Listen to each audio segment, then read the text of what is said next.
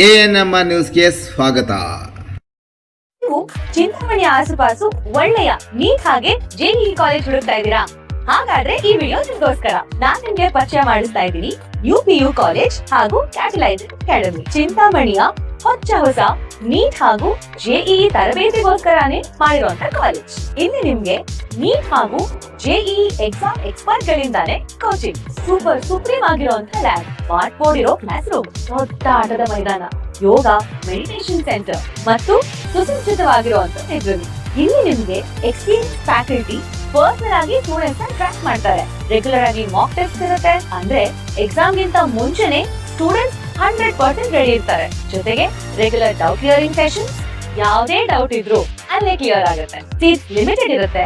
ಇವತ್ತೇ ಈ ಕೂಡಲೇ catalyzeracademy.com ಗೆ ಹೋಗಿ ಕ್ವೈರಿ ಕೊಡಿ ಅಥವಾ ಕೆಳಕಂಡಂತ ಫೋನ್ ನಂಬರ್ಗೆ ಕಾಲ್ ಮಾಡಿ. ನಿಮ್ಮ ಮಗುವಿನ ಭವಿಷ್ಯ ಕ್ಯಾಟಲೈಸರ್ ಅಕಾಡೆಮಿ ಕೈಲಿ ಸೇಫ್ ಆಗಿರುತ್ತೆ. ಧನ್ಯವಾದ. ನಗರಸಭೆ ನೌಕರನ ಬೈಕ್ ಕಳ್ಳತನ, ಪೊಲೀಸ್ ಠಾಣೆಯಲ್ಲಿ ಪ್ರಕರಣ ದಾಖಲು.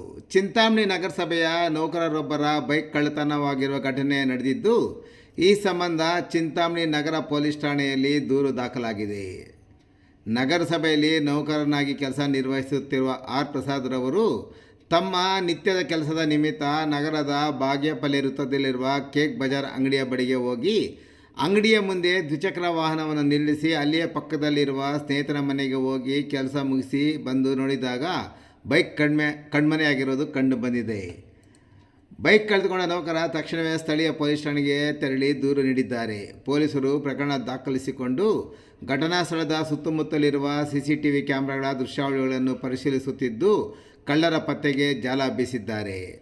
ನಗರದಲ್ಲಿ ಇತ್ತೀಚಿನ ದಿನಗಳಲ್ಲಿ ಬೈಕ್ ಕಳ್ಳರ ಹಾವಳಿ ಹೆಚ್ಚಾಗುತ್ತಿದ್ದು, ಸಾರ್ವಜನಿಕರು ತಮ್ಮ ವಾಹನಗಳನ್ನು ನಿಲ್ಲಿಸಲು ಆತಂಕ ಪಡುವಂತಾಗಿದೆ.